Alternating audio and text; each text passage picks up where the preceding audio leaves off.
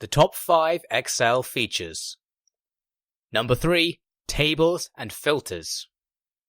There's a difference between something that looks like a table and something that is a table, at least in Excel's point of view.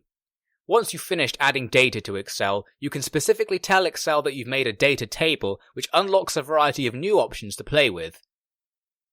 Select your data and head to the Insert tab and click on Table. Tell it the headers you already have are the ones you intend to use for your table.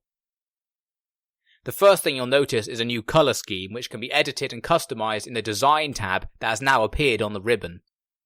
The second is the appearance of arrow buttons on your data headers. These are filters that allow you to change what is being displayed in your table. For example, I might choose to see only data that is about a specific product. Of course, information that isn't being displayed is not deleted or lost, it's just filtered out. To restore everything to view, you can clear the filters using the same arrow button.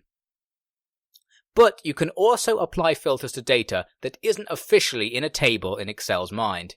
Just click on the Filter button in the Data tab and Excel will start filtering anything that looks like a table in the same way. Note that the cell you've selected when you press the Filter button must be inside the block of data you want to filter. You can also select a specific column and just filter that. This feature is mainly useful when there's a large amount of data and you only want to look at part of it. For example, I can use the filters to find some specific entry in a big set of data if I know some of the details of what I'm looking for. If I want to know some information about my data but only concerning a certain part, I can filter to that part, then select a column to see information on the remaining data in the status bar at the bottom of the screen.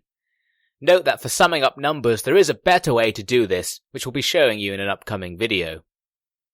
It can also save you development time. Rather than making 5 sheets with data on each of your departments, you could just have everything in one sheet and filter for certain departments when you want to see their data. Neater, easier to analyze as a whole, and only takes a few seconds to set up. So that's tables and filters. To see what we think is even better, head to the next video.